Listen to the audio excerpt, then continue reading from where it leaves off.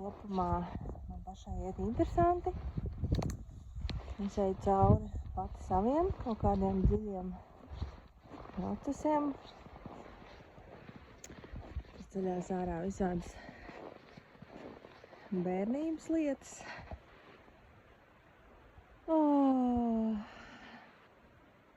Jā, grūti par to visu tā dažos vārdos izteikt un noraksturot,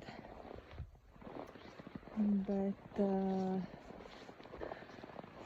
ļoti tuvu esmu nonākusi vienam no saviem dzemdību paterniem, kas, protams, veido visu manu dzīvi, un ko ir ļoti grūti brīžam pamanīt tajā materiālā un informācijā, kas ceļās ārā no zemapziņas. Un,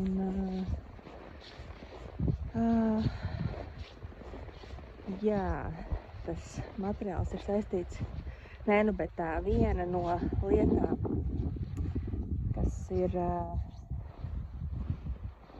kas ir šis pamata dzemdību paterns, ir tas, kad mani šeit neviens negaida, kad es visiem traucēju. Tas ir tāds kopums, kas ietver dažādas šāda veida lietas. Jo, lai vai cik interesanti tas nebūtu, tad, kad es pieteicos, kad es gribu piedzimt, tad manā ģimenē bija kaut kāda svētki vai jubileja. Un neviens īsti negribēja vest manu mammu uz slimnīcu. Jo bija svarīgākas lietas,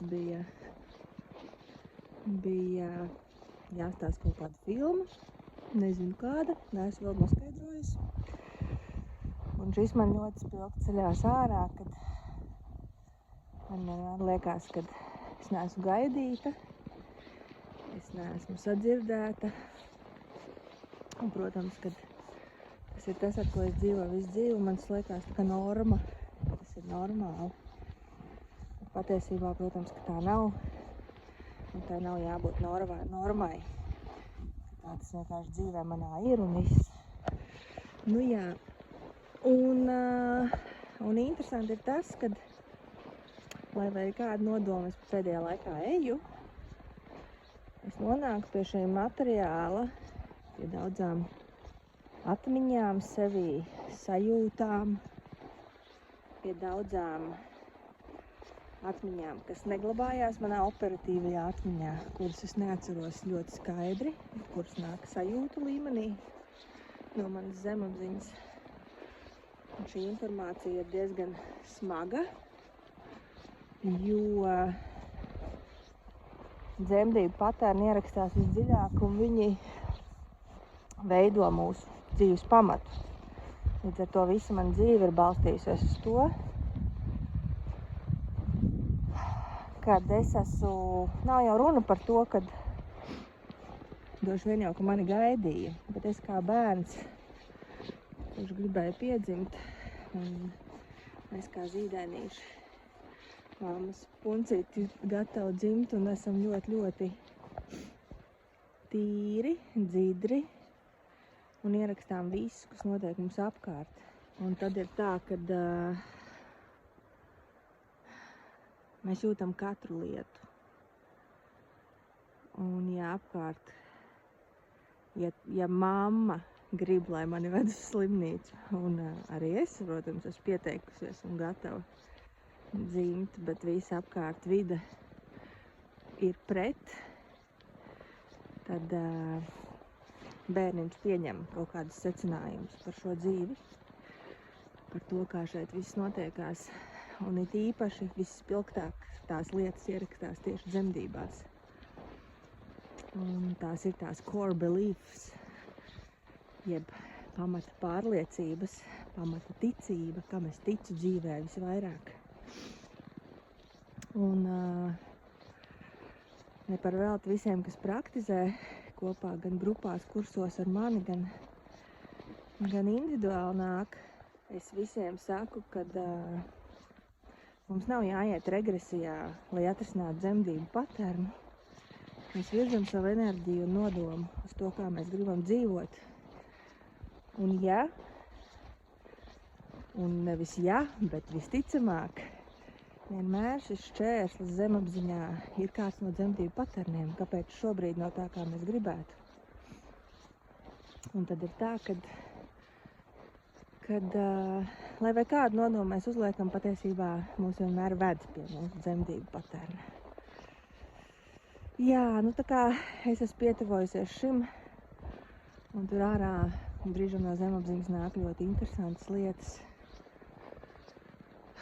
Emocionāli interesantas, varbūt es jums varētu nosaukt par interesantām. Viņas nevienmēr ir patīkamas, jo viņas ļoti grūti atzīt un pieņemt. Pieņemt, ka es jūtos tā, pieņemt, ka man dzīve liekas brīžam varbūt neizdevusies, kā gribētos. Un visādas tādas lietas, kas saistās ar šo dzemdību paternu, kuras nav vieglas. Un tad ir tā, kā ir. Bet es savā ziņā iekšēji esmu ļoti, ļoti priecīga, kad es esmu tur, kur es esmu, jo tas ir tas, ar ko es esmu dzīvojis visu savu dzīvi, un tas ir ļoti smagi bijis patiesībā. Tas jau nav tā, ka tas ir parādījies šobrīd, bet patiesībā tas ir bijis vienmēr manī. Vienmēr es esmu tā jutusies, tikai šobrīd tas kļūst aizvien spilgtāks, lai tas ienāktu manā apzinātībā. Un soli pa solītim es to atzītu, pieņemtu, ieraudzītu visas 101 situāciju, kurās es tā patiešām jūtos, kuros, jo tā ir visa dzīve. Tas ir fons dzīves, uz kā es balstu savu dzīvi, gribot, negribot, viens no stūrakmeņiem. Tā man iet. Jā. Un jo ilgāk praktizē, jo tā, kā jau es kaut kur rakstīju, tā vairs nav tikai praksa, bet tā ir dzīve. Un tad tu redzi, cik tā dzīve burvīgi izpauž mūsu pamata pārliecības. Mēs nespējam iziet ārpus viņām. Tā ir ilūzija, ja mēs domājam, ka tikai apzinoties ar prātu mēs varam iziet ārpus savas pamata dzīves, dzimšanas pārliecības, kāda ir šī pasaule. Tas patiesībā ir ļoti, ļoti dziļš ieraksts mūsu nervu sistēmā, jeb tas tā kā ieprintējās. Un tas arī ir savā ziņā process, nevienas sesijas process, lai mēs atbrīvotu vai atpiņķerētu savu pamata dzīves pārliecību, uz ko balstās mūsu dzīve, kas nebūtu nenes mums to gribēto rezultātu, kā mēs patiesībā gribam dzīvot. Jo viņi visu laiku izpaužās kaut kur vienā situācijā, otrā un patiesībā pilnīgi visā, kas mums ir apkārt. Tā, mīļie, un prieks, ka jūs šeit esat. Lai forša diena. Čau!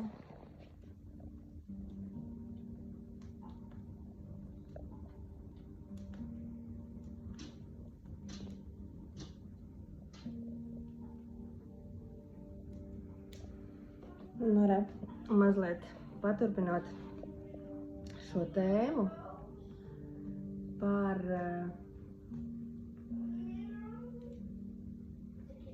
kā viņu varētu nosaukt. Nemaz nezinu precīzi.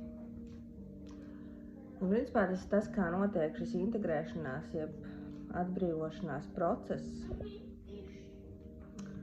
un ļoti daudz jau es uzrakstīju, taču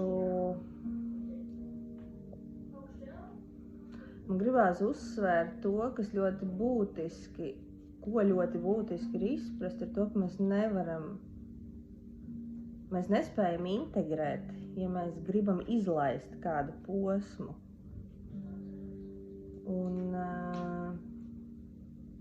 Un integrēšana līdz galam nenotiek, ja tiek izlaists kāds posms.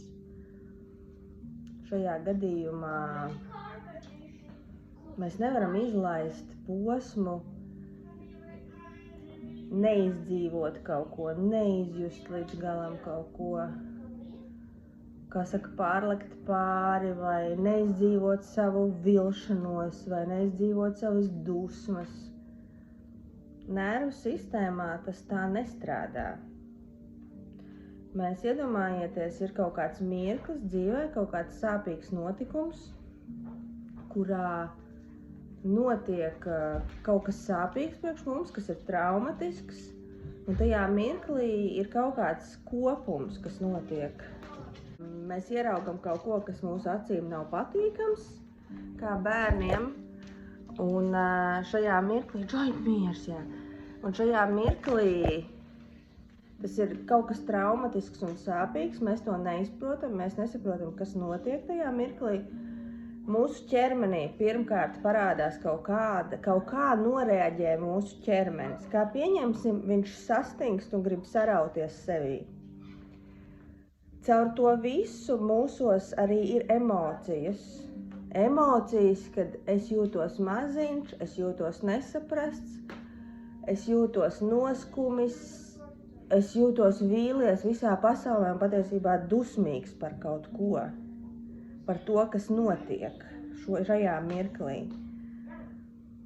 Un tajā pat laikā mūsos ir arī domas par to, ko mēs redzam. Cik tas ir briesmīgi, kā tētis mammai varēja kaut ko tādu izdarīt, vai es nezinu, vai jebkāda traumatiska situācija bērnībā. Tas viss mums saglabājās arī bildes, kaut kādi kadri, kas mūsos iesēžās. Un tas viss ir tā kā, es viņu saucu par hamburgeri, kurš mūsos ir, kā lai saka, saglabājies kā paciņa no tā pagātnes mirkļa. Un sanāk, kad, ja notiek kaut kas līdzīgs, tie varbūt ir kaut kādi vārdi, kas mūsu ikdienā šajā mirklī pietrigerē šīs sajūtas. Mēs viņus varam sākt pamanīt, sākt redzēt, tātad šis viens vārds, ko pateica vīrs man, ietrigerē to situāciju manu bērnības. Un es sāku justies, manas ķermenis norēģē, manas emocijas norēģē, manas domas norēģē, un man pat bildes varbūt sāk nākt. Es to varu izprast no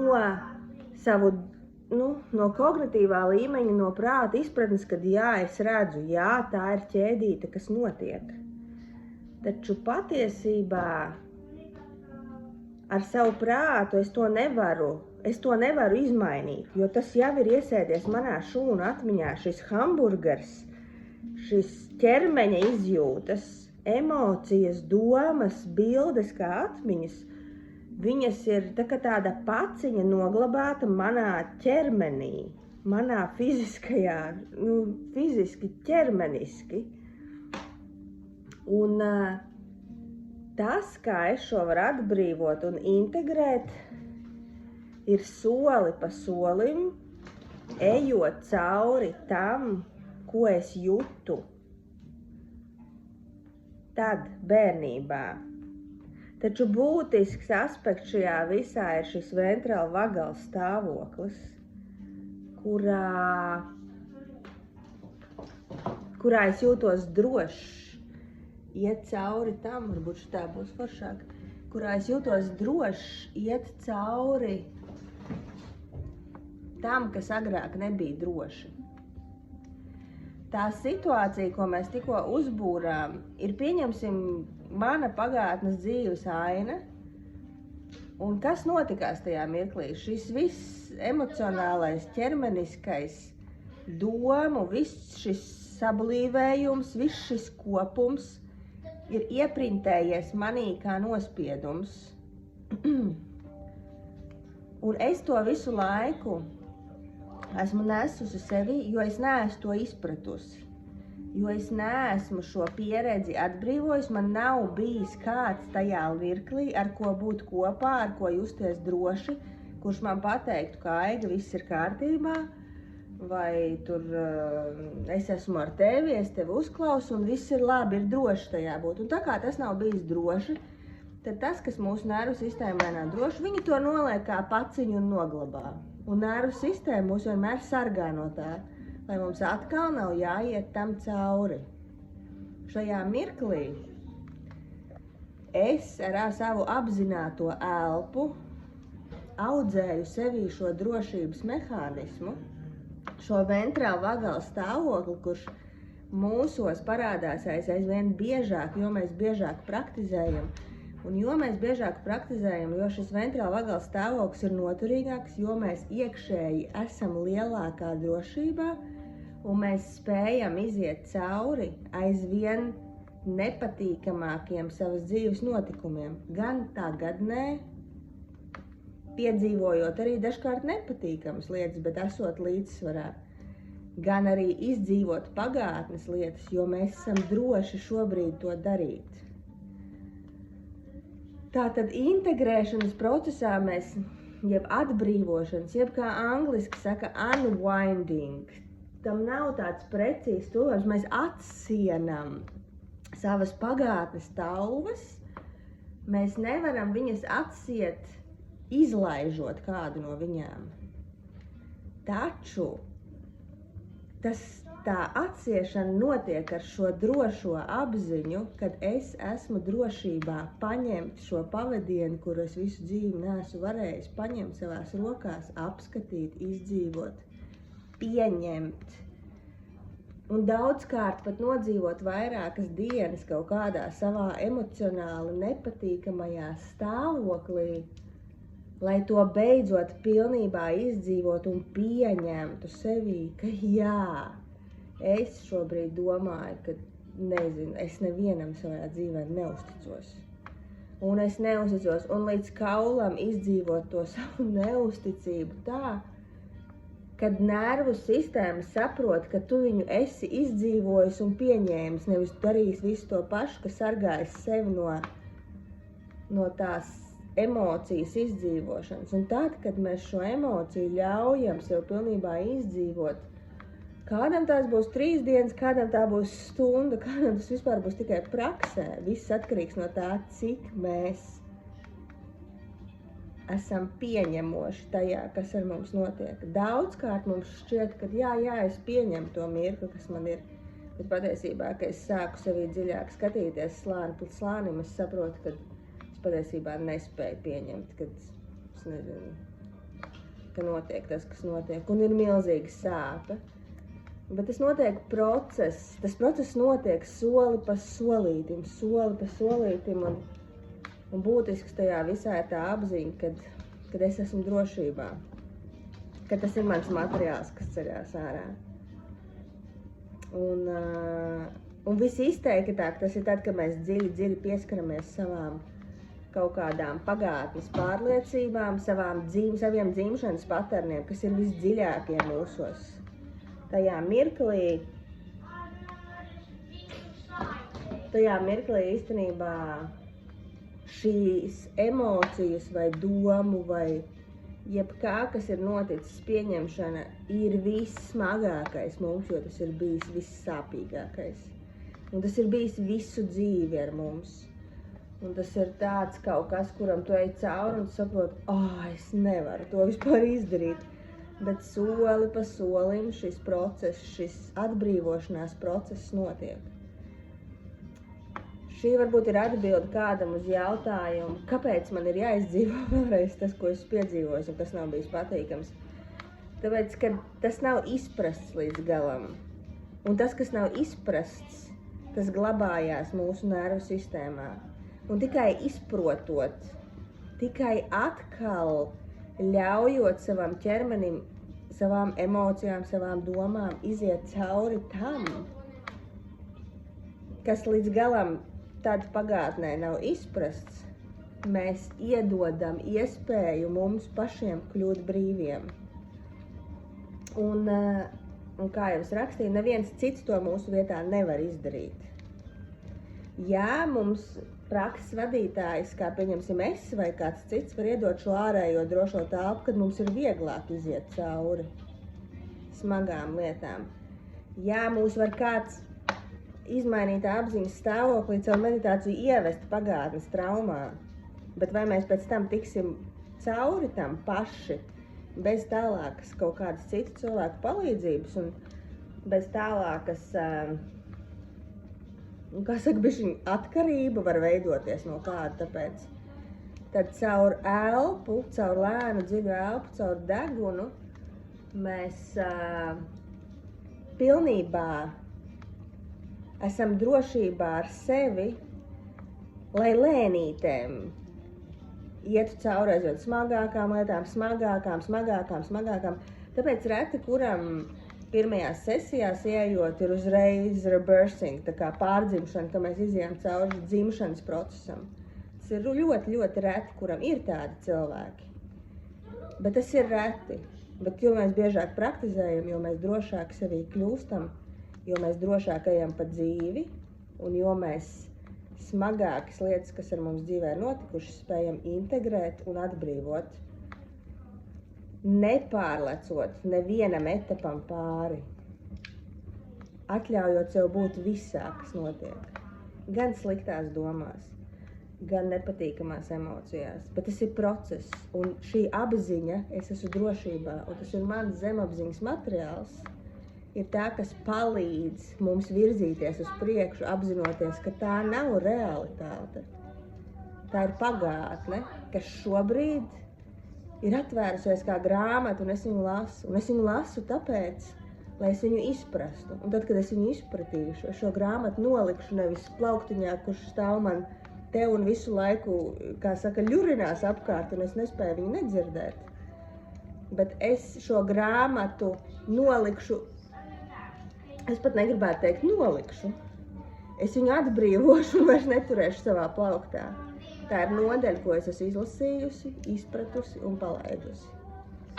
Un tas ir tas, kas notiek ar BM praksē. Tā.